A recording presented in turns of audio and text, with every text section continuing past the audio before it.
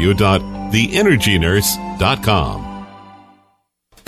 Lately, there's a whining epidemic in our world. People are even whining about whining. Are you sick and tired of listening to everyone whining all the time?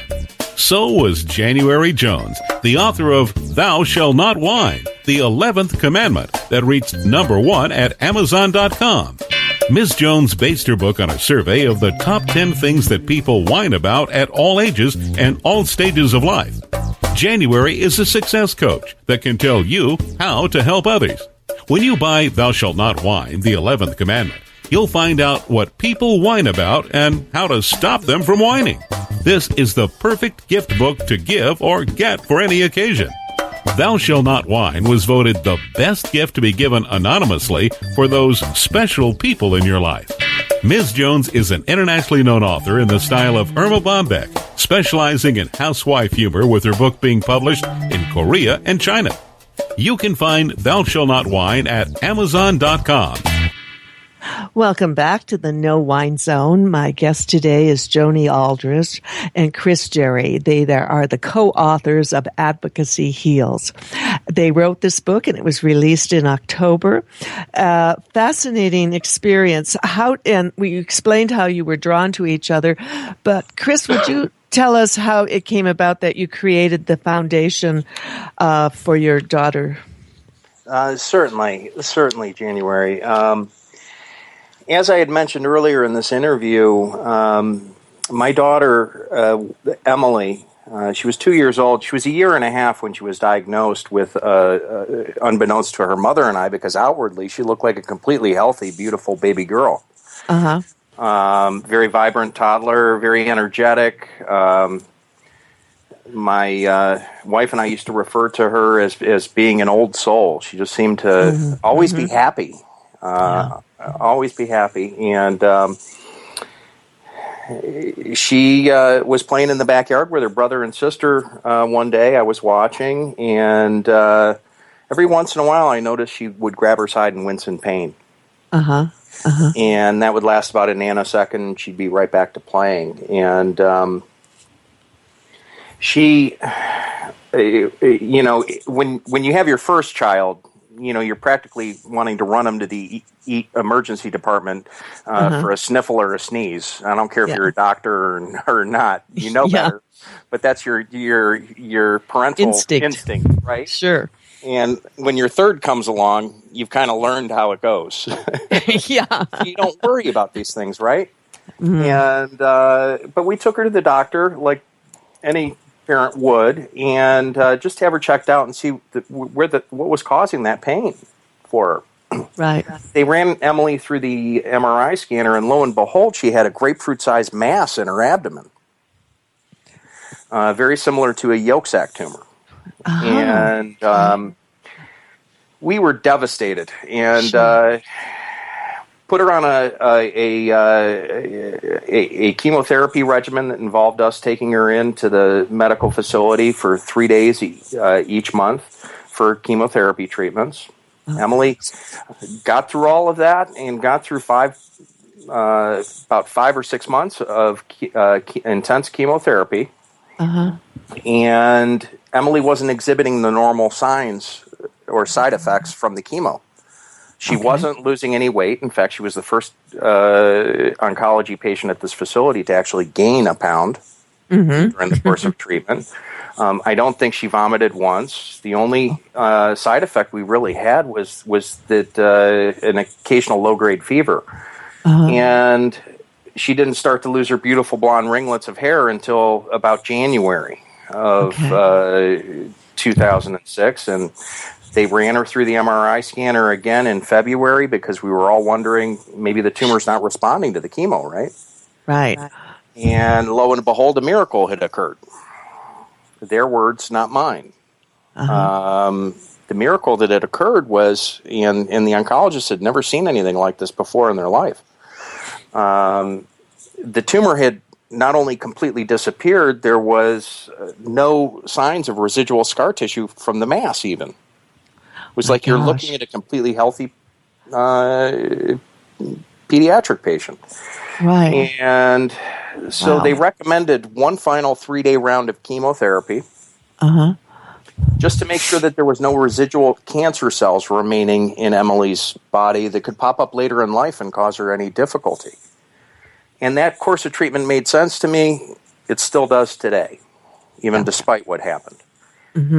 Brought Emily in on Emily's second birthday, February 24th of 2006, and celebrated her birthday at the hospital because we wanted to get this put behind us as a family. Sure. Everything went well that Friday, the first day of her treatment. Everything went well on Saturday, the second day. And on the third day, what happened was a pharmacy technician was supposed to use a standard off-the-shelf bag of saline with what's called 0.9% sodium chloride. Okay. As the base solution, and then add the chemotherapy agent to that bag. Okay? The hospital pharmacy ran out of standard bags of saline, and that's kind of like McDonald's running out of French fries or hamburgers. Never happened.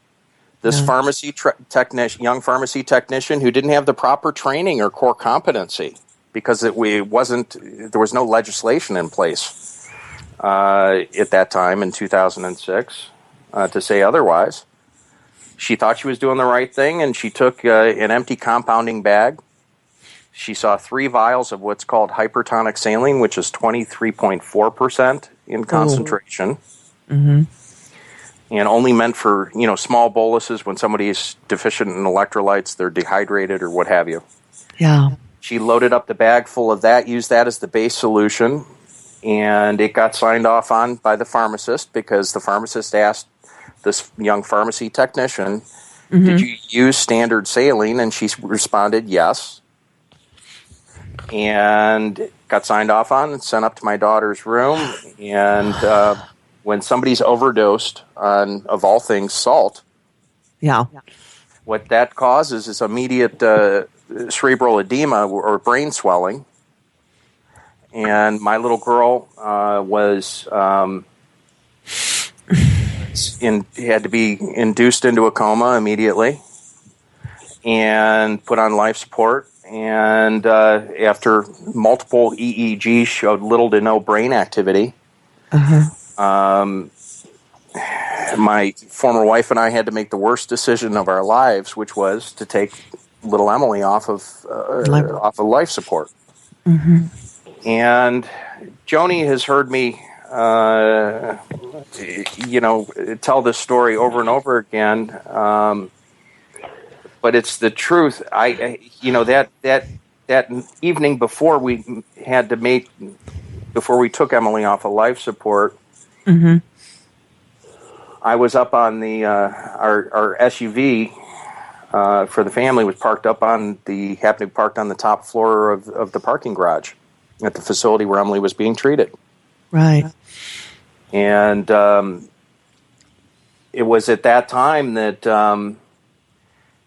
I'd never had these racing thoughts before, but I was thinking to myself, maybe I should just take a flying leap off this parking garage and go enjoy my little girl. Right. And then all of a sudden, it was as if I believe it was God and my little girl's spirit pushed the pause button for a moment, and all of a sudden I had a moment of clarity. Now, can I jump in here? Sure. Chris? Sure. Sorry, can I jump in? And one of the things that we talk about in the book, Advocacy Heals You, if Chris, we realize, and we've actually had other advocates that tell us that they had this moment where they thought about taking their life, because this thing that happened is not usually a good thing. Somebody asked once, and I actually analyzed in the book, can it be a good thing? Well, it's usually something that's catastrophic. And, what would have happened to the Emily Jerry Foundation and to all of Chris's work and everything he's accomplished in saving lives since Emily died if he had jumped off that parking deck? So I just want to make that point because it's critical. And I think it's such a common thing to happen I lost my first husband. He was in an airplane crash. I was young. I had small children. And of course, I contemplated, I wanted to be with him. But Right. then you get that pause button where you realize you have more to do here and more work to accomplish. And I think it's something that everyone deals with. Now, Chris, we have to hear from our sponsors, but when we come back, I'd be curious to know, between dear little Emily's death, how long did it take for you to get mobilized and create a foundation? And we'll talk about that with Joni and Chris when we come back. January's co-host, Connie Cockrell, the author of Mystery at the Fair, has been writing since 2011 after a challenge from her daughter.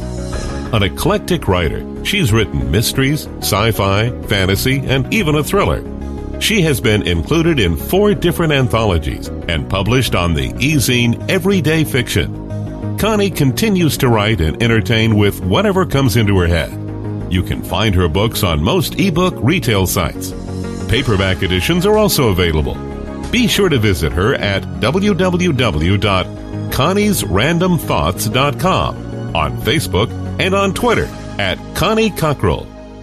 The new book, God Reconsidered, Searching for the Truth in the Battle Between Atheism and Religion by Scott Smith, explains why both militant atheists and believers in traditional religions ignore inconvenient truths. Scott argues in favor of the insights of Gnostic Christianity.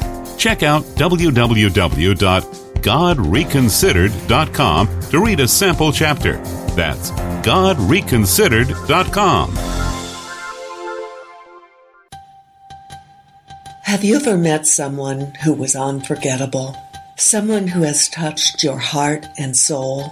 People who have faced difficult problems. People who have fearlessly shared their stories, their struggles, and their successes. People who have priceless personalities. In my new book, Priceless Personalities, Success Stories Shared by January Jones, I am honored to be able to share with you people dealing with problems such as incest, molestation, child abuse, drug abuse, polygamy, unemployment, scandal, starting over, self-esteem, and workplace issues. My guests have all been exciting, eclectic, and energizing. They will amaze, amuse, and even astonish you. You will adore getting to meet them at Amazon.com. My book is now available, 2 for 1, paperback and Kindle editions. Welcome back with January Jones, and I'm sharing 2 very priceless personalities with our listeners today, Joni Aldrich and Chris Jerry.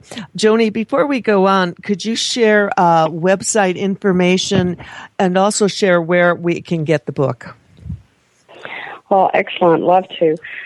You can find us on the Motivational Press website and look up Advocacy Heals You. As I said, it's EU. We're available on Barnes & Noble and Amazon, bookstores online, and certainly we're an ebook and hard copy. Okay. And I should mention our websites, too. Chris's website is the Emily Jerry, Jerry Foundation.org. And my website is Joni, JoniAldrich.com. Okay, wonderful. Thank you. Now, before we took our break, Chris, you were sharing about the loss of your daughter and your feelings of desperation. And then how long between losing her, how long did it take you to come up with creating a foundation? Well, the creating the foundation, I didn't know how I was going to do it, but when I described before the break, I described being on this parking garage, and it was as if my little girl was hitting the pause button mentally, and I had that moment of clarity. Yes. It was at that moment I realized that there was no bringing my little girl back, to this earth. I knew I was going to see her again, and I knew she was with me. But there was going to be no bringing my little girl back. Immediately was at that time, my mind went to I knew that because my daughter had received miraculous